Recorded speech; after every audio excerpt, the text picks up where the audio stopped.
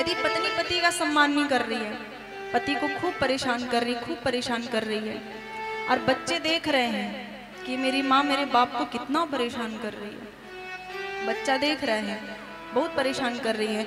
अब जो है बाप समय चलते जो है गुजर जाए, अब माँ अकेले रहेगी, तब बच्चे को याद रहेगा यही मेरी माँ है जिसने मेरे बाप को इतना परेशान किया और मेरा बाप अब नहीं रहा। अब क्या बच्चे सेवा करेंगे, उस माँ की सेवा करेंगे? नहीं, वो कहेंगे कि तुमने बहुत परेशान किया था मेरे बाप को। हमसे बुरा कर्म ना हो, चाहे वो सास बहू हो, चाहे वो पति पत्नी हो, चाहे दो भाई हो, चाहे कोई भी हो, कर्म बुरा ना बने।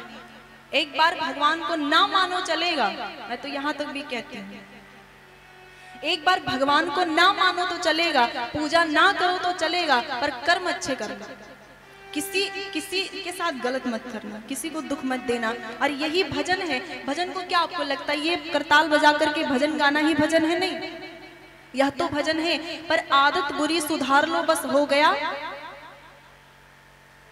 अपनी बुरी आदतों को सुधारना भी भजन है। सुबह जल्दी उठो, उठ करके जो है अपना समय सारणी बनाओ, सुबह जल्दी उठो, योग प्राणायाम करो, कुछ जो है कुछ माला वगैरह करो, अध्ययन करो, फिर कोशिश करो कि फिर शाम के टाइम योग प्राणायाम करें, माता पिता के साथ बैठ करके 2 बातें करो, अपने काम जो आपको करना है, पढ़ाई करनी पढ़ाई करो, यदि काम करते हो तो काम में अपना फोकस करो, 8 घंटे 7 घंटे 6 घंटे। यह भी बहुत बड़ा भजन है, यह भी भजन है।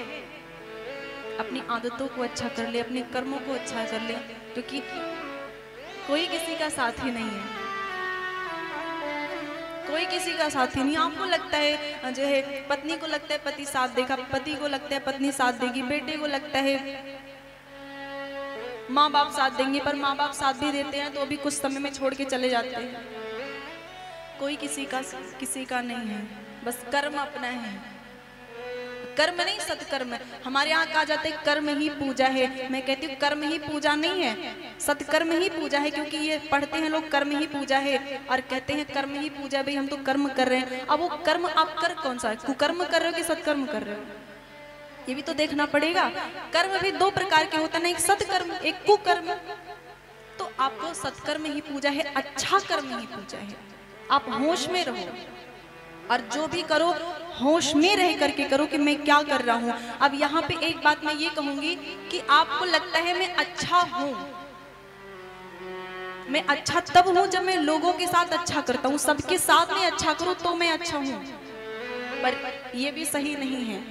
आप अच्छे लोगों के साथ अच्छा करिए और बुरे लोगों के साथ अच्छा मत करिए। हो सके तो उनको दूर ही रहने दीजिए, क्योंकि बुरे लोगों के साथ यदि आपने अच्छा किया तो वो आपके लिए अच्छा नहीं है। पाप करना भी गलत है और पाप सहना भी गलत है, क्योंकि आप पाप को बढ़ावा दे रहे हो। तो आप अच्छे हो, अच्छा करो, लेकिन होश में रह करके अच्छा बनो, क्योंकि यह कलयुग है और कलयुग के कुछ नियम हैं। यदि आप पाप को सहोगे ना, तो जो आपको दुख दे रहा है वो उसका मन बढ़ेगा, वो औरों को कष्ट दे सकता है। तो पाप करो मत और पाप सहो भी मत। वो कहते हैं ना कि किसी को हम छेड़ेंगे नहीं, पर जो हमें छेड़ेगा उसे हमें क्या मतलब है। बुरे लोग जहां हैं सो पड़े रहे, हमें क्या मतलब। लेकिन यदि वो जान जान के हमें छेड़ते हैं तो फिर उन्हें दूर तो करना पड़ेगा। तो अच्छों के साथ अच्छा और बुरों के साथ बिल्कुल बैर त्याग।